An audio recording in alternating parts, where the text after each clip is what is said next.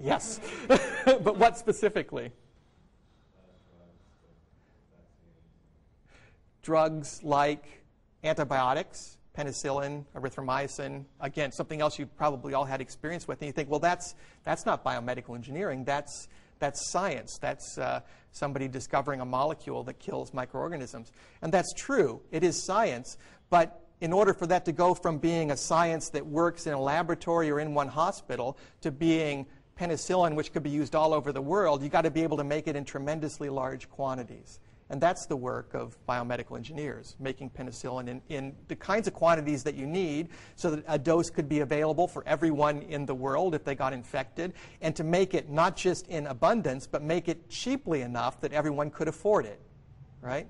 So if you can make 100 tons of the drug, but it costs $100,000 a gram, that might not be a useful drug because nobody could afford to use it. Right? And so it's the work of biomedical engineers, really, to take these innovations in science like drugs and make them useful, make them so that everybody can take advantage of it. And you also mentioned vaccines, and we're going to talk a lot in the middle part of the course about vaccines and the engineering of immunity. How do you engineer what happens in our immune system in order to protect us from diseases? And that's another example of an area where biomedical engineers have made tremendous contributions. So just to go a little bit further with that point, if you looked at the causes of death in London in 1665, here's a list that I got from a source that was written at that time. And I don't even understand what some of these things are, but the ones in green are infectious diseases. They're infectious causes of disease. Spotted fever in purples, for example, which we call measles. Was a significant cause of death, as was the plague, right? Which we don't have anymore, thank goodness.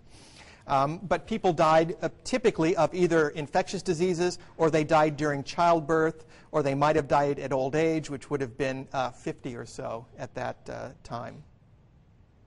In contrast, today, because we have antibiotics and we have vaccines, people don't die of infectious diseases as often. They live much longer lives, and they live to die of something else, right? And the leading causes of death currently haven't changed very much since 1997 when this data was published, but they die of heart disease and cancer primarily. Those are the number 1 and 2 causes of death. And we're going to talk a lot about how one can use the technology that we have now to treat these kinds of diseases like cancer and heart disease. But why do you think these are the number 1 and 2 now? How come these have risen above infectious diseases over the last several hundred years? Why is cancer one of the leading killers in the U.S. now, but wasn't even on the charts in 1665? Yeah.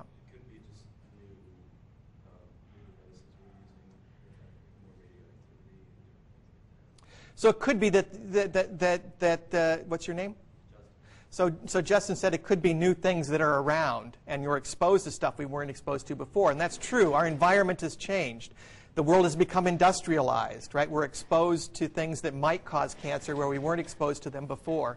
And so that might be a reason. Yeah. Yeah, in 1665, they weren't diagnosing cancer, right? It was easy to tell if somebody had an infectious disease, but you might not have known that they had cancer at that time, and they just died. And we didn't have the same methods of diagnosis that we do now. So maybe it was just not diagnosed then. Yeah. People are living longer, and so now they have more opportunity to get cancer, right? The longer you live, the more opportunity you have to acquire a disease like cancer, which often is an accumulation of defects that occur over a long period of time. And so we're going to talk about cancer, for example, how cancer diagnosis has improved, what are some of the causes of cancer in the environment around us, and how can we protect ourselves from it, and we'll talk about treatments for it as well. And cardiovascular disease, why is cardiovascular disease on the top? Obesity, or generally our diets are different than they were in 1665. We eat different kinds of things, and many people think that that's what has contributed to much more heart disease. But it could also be that it wasn't as easily diagnosed then, so people were dying of old age, and that was really heart disease that was killing them. They just didn't know. So it's multifactorial. But we'll talk about that.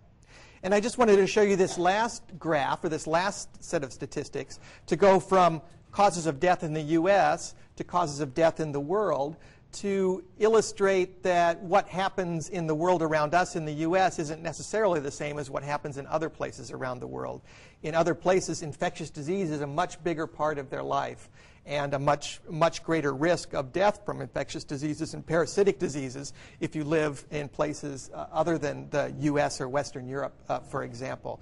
And so the problem of infectious disease prevention and treatment isn't solved yet.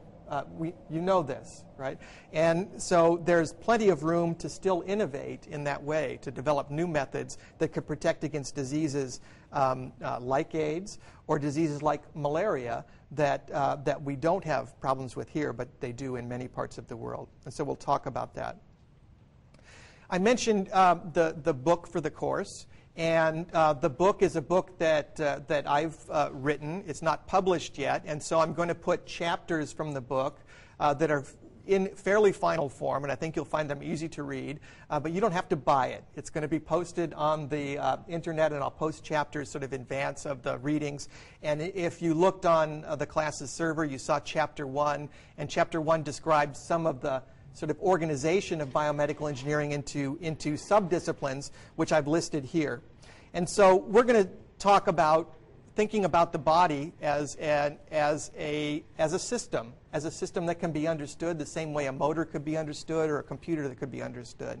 And that study is systems physiology, and that's an important subdivision of biomedical engineering. We'll talk about instrumentation a little bit, and I've mentioned this, things like the EKG machine and the heart-lung machine, or instruments that are designed to either keep patients alive or to allow you to,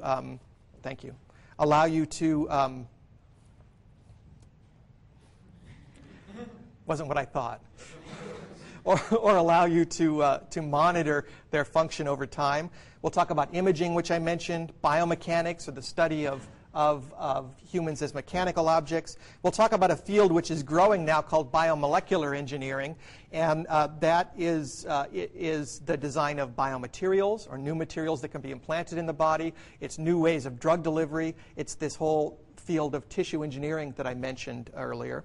We'll talk about artificial organs, and we'll talk about systems biology, or thinking about how to acquire information from things like gene chips and use that information to understand what's happening in a complex organism like you.